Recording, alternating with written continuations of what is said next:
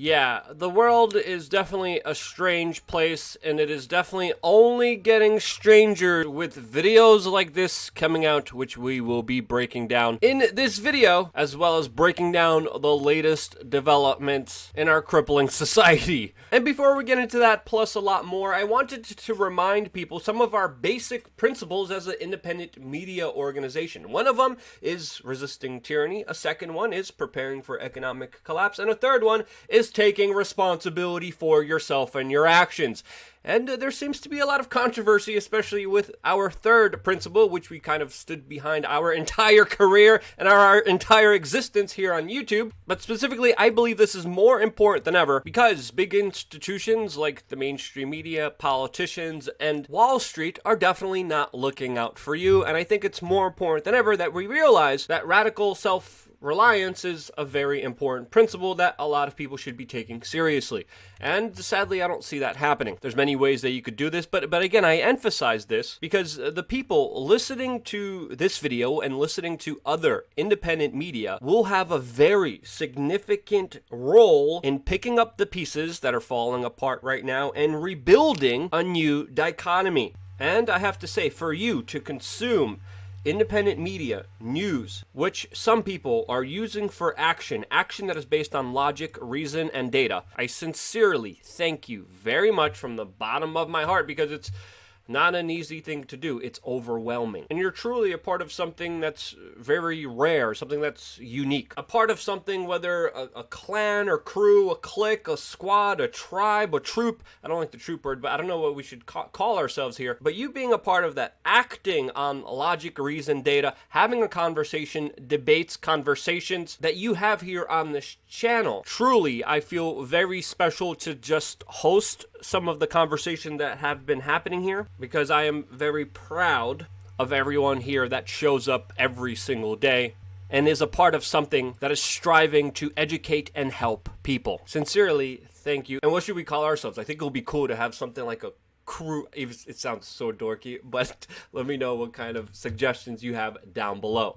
Also, before we get started, don't forget to check out ways that you could support these videos to be for free for you every single day. One easy way to do that is by using the Brave browser. It gives you privacy, gives you cryptocurrencies, it doesn't cost you anything. I personally love this platform. I use it all the time, and it's a way of taking control of your data, your information, and some would say their financial freedoms. So yeah, check out Brave. And just jumping right into it, continuing our news organization's coverage, pushing voluntarism, responsibility, and freedom, we have to understand that, of course, there's a massive shift in our society happening right now, with many institutions letting us down, and we definitely have to be aware of not only these actions, but the larger consequences because of them. And during these extraordinary times, it's more important than ever to understand that not only your voice matters, but also your time and especially your money and where you choose to invest it. Alternatives to the dollar and financial system is something that we've been talking about on this YouTube channel for a very long time. Those who have listened are definitely reaping some of the rewards right now. But even on a more important micro level, there's many farms all across this country going broke because of the draconian laws, restrictions,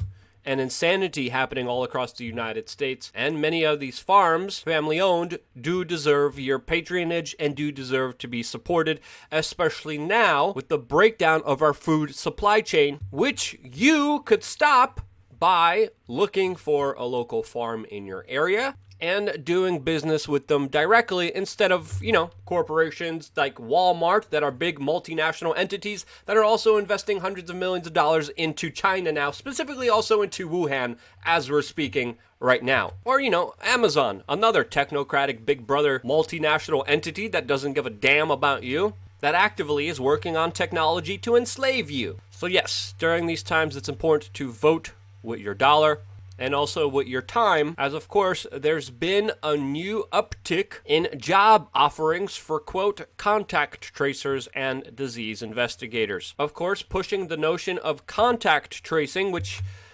again I have to explain to a lot of people, is done particularly at the beginning stages of a pandemic in attempt to stop it. When the pandemic is already in full swing and millions of people already allegedly have this, contact tracing does nothing except track, trace, database, and spy on individuals in a way that will have no notable effect on stopping this current mystery sickness right now. And while the government squashed mom and pop, small and medium-sized businesses, big businesses were allowed to continue their operations. Again, in my opinion, a lot of this could have been avoided with radical self-reliance and communities deciding for themselves what is right for them, while, of course, taking precautions and responsibility for their actions. And it looks like some other people are taking the situation into their own hands, including tech weird dude who receives a lot of government money, Elon Musk, who today is threatening to pull out Tesla out of California if he is not allowed to reopen his car plants. It is important to note that Elon Musk tried to open up his business previously before, which he was unsuccessful in doing for unknown reasons. And now he's saying he will move to Texas and Nevada immediately, and even plans a lawsuit against California county health officials if his factory can't open. Well, is that the right decision? According to some people, yes. According to some, no. It's important to show both sides of the story here. What will be the bigger ramifications of this? Well, only time will tell. But looking at some of the economic projections, I think it is fair to say, as we've been saying from the very beginning, the economy will have the biggest impact here.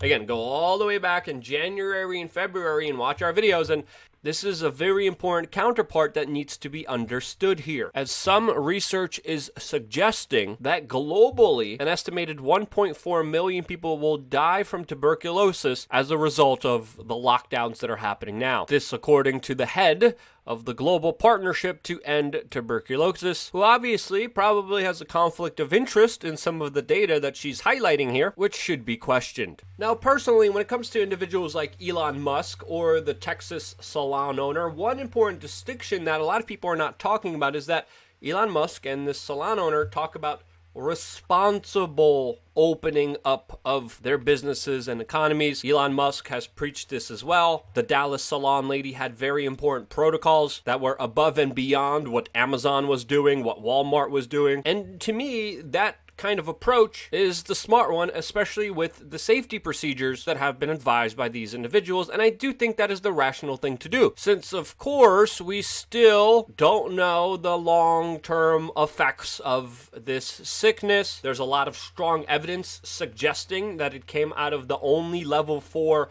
lab in all of China, the one, the Wuhan Institute of Virology, funded, of course, by the United States, Dr. Fauci, the one with lax security protocols and working on dangerous experiments that many scientists were warning them not to do years ago. That level 4 lab that was working on the particular bat that was found thousands of miles away that they procured themselves, that is responsible for this sickness. Now, I could keep going for so long.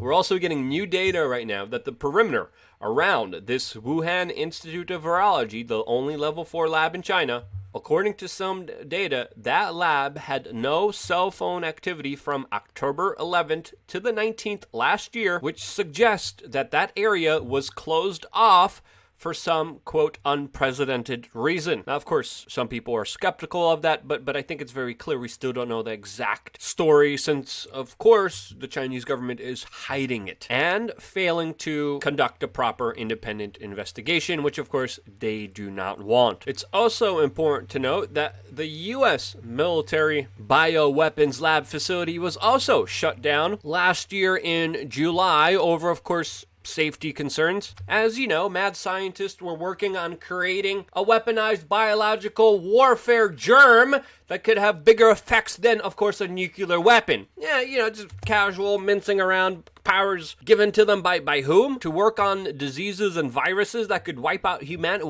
Again, if there ever was a reason to tell the government to stop, it is definitely with this, quote, research and development that, according to many scientists, does more harm than good. And again, we still don't know the exact long-term ramifications of the sickness that we're dealing with right now. I think it's definitely clear from this video and many others, the Chinese government is definitely treating this very seriously, as we have a pretty I would say a disturbing video showing some of the kind of measures that are implemented in some schools that many people point out will be troubling for a lot of people's immune systems, especially young children. And man, I wouldn't want to know what happens if the eyes and the light here turned red during this temperature check in that country. Again, a lot of implications with this video, too many of them to get into now. And as all of this is happening, even just raising this issue or talking about this issue